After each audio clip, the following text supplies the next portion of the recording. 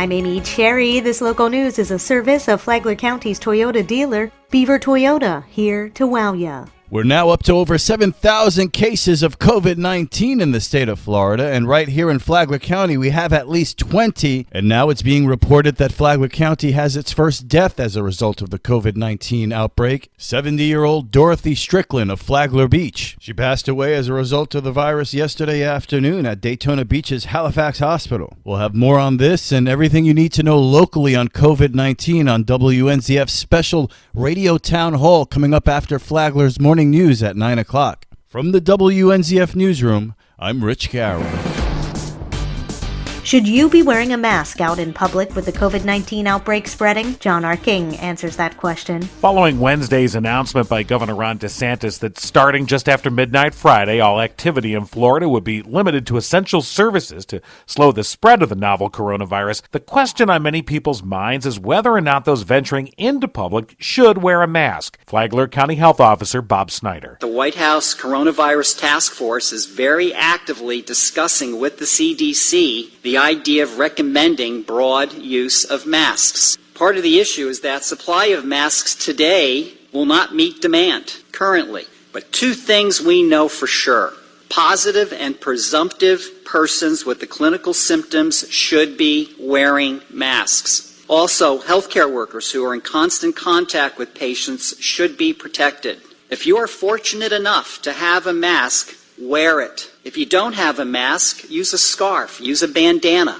As for food preparers and servers, Snyder says that per the Food and Drug Administration, there is no evidence COVID-19 can be transmitted through those activities. But anyone in those positions should be practicing social distancing, wearing gloves, frequently washing their hands, and place extra emphasis on cleaning and disinfecting surfaces. They should also make sure that employees who are ill for any reason do not come into work. From the WNZF Newsroom, I'm John Arking.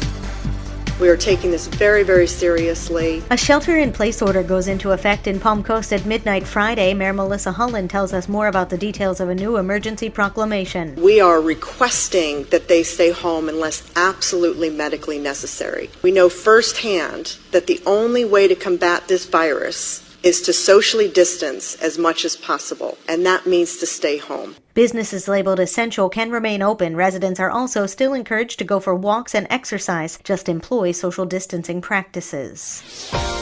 Please follow the social distancing guidelines. That's the plea from Flagler County Emergency Management Director Jonathan Lord, who says it's the only way to stop the spread of COVID-19. If every American did that, there wouldn't have to be any kind of lockdowns in any of the states. If everyone just followed social distancing guidelines, I'm sure you'll see the state not have to put in additional restrictions. But if people continue to not follow that, then we will see much stronger restrictions coming down from the state or even potentially here locally. He also reiterated a common plea to stop hoarding supplies like toilet paper, gloves, masks, and cleaning supplies. Lord says you're taking them away from healthcare workers who are on the front lines and dramatically at risk for contracting COVID-19.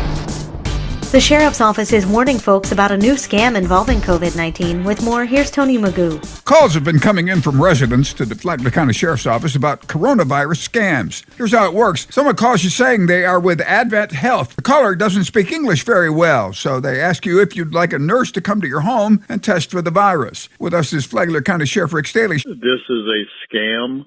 Hang up on this caller, and if anyone comes to your house wearing looks like medical uniforms, do not let them in your door. These people have a motive, don't they? These individuals are trying to get into your house so they can steal from you. Call the sheriff's non-emergency number at 313-4911 and let a deputy check them out. For Flagler's Morning News, I'm Tony Magoo.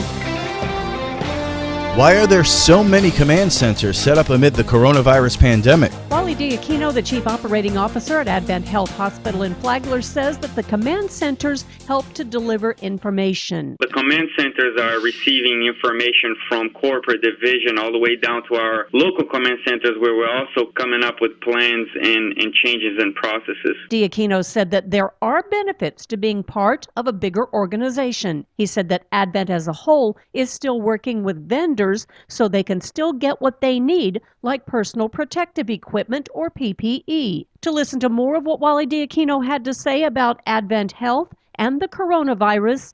Download the Flagler radio app and then go to the Free for All Friday podcast. Tomorrow, it's a question you can ask in any healthcare facility right now, but we'll get the answer regarding Advent Health Hospital Flagler. How's the team doing? From the WNZF Newsroom, I'm Deb Albertson. And now you're up to date on Flagler's Morning News. I'm Amy Cherry.